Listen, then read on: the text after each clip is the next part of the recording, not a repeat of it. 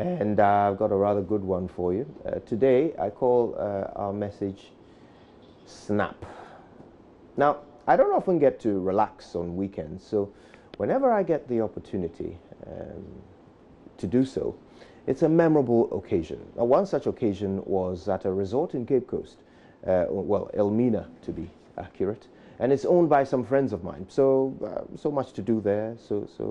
Of course, every time I go there, I have a true holiday experience. Now, I'll never forget my last visit there. I particularly enjoyed watching the crocodiles. When I first walked up to their enclosure, I saw a whole basque of them all huddled up in the shade.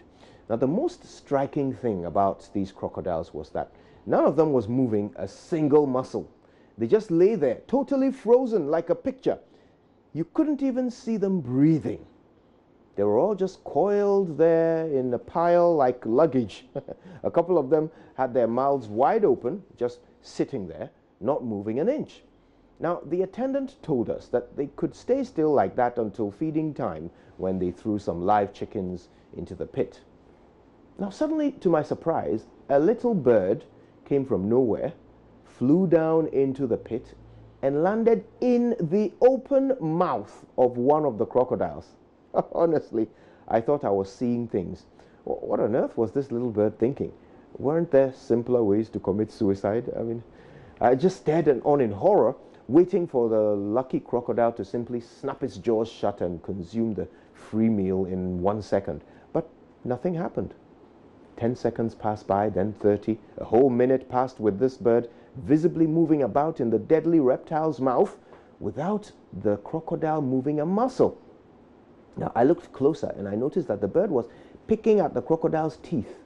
Now, at this point, my mind was totally blown by what I was seeing. I mean, was I witnessing the bravest bird in the universe?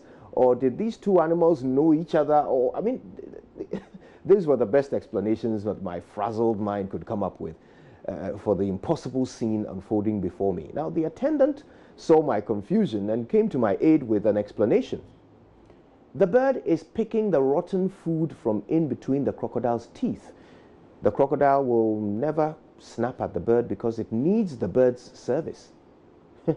I was so profoundly struck, really, by the elegant explanation that had just been given. The crocodile will never snap at the bird because it needs the bird's service. You know, one of the biggest mysteries to me is the callous way in which many of us treat those who provide us with services.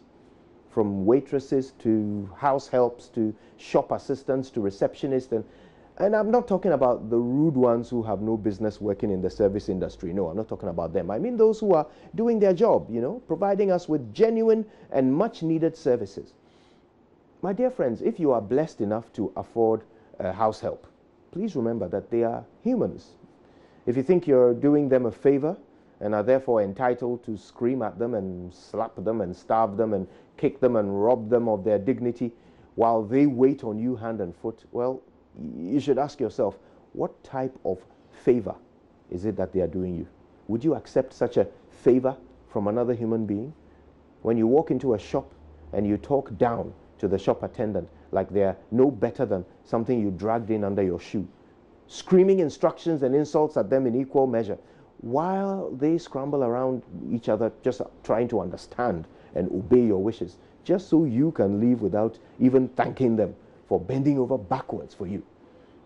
And as for those who are rude to waiters and waitresses, please take my advice. There is absolutely no wisdom in antagonizing the people who handle your food. Not unless you don't really mind a touch of phlegm in your okra soup. Stop snapping at those who serve you. Treat them well, and they will serve you well. Simple as that. My name is Kojo Yankson, and I truly value all who help to make life easy and comfortable for me. So I'll never snap at the birds who pick my teeth. Good morning, Ghana folks. Oh, that's a good motivation that we all tend to meet them along the path in our lives. And sometimes we just take things for granted. And sometimes we always have to be grateful for the good Samaritans and some of the assistance that are given, especially when it's needed. Wow, good motivation there. And that place you went to at the Elmina. Please, the next time you're going, I want to tag along. I don't have to sit in your car, I'll drive behind you. No problem. So we'll get there. If you're spending 2 days, I want to spend a day. Won't be bad.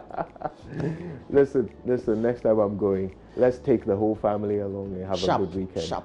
All right? Yeah. Excellent. Right. So we have to bring you the latest news headlines. When we come back after the news, we'll also look at the latest headlines on the front as well as the back pages of the newspapers. Do myjoyonline.com as we do the reviews. Mama Viuso Abwaji, you're always with us throughout the day with the conversations as we're having.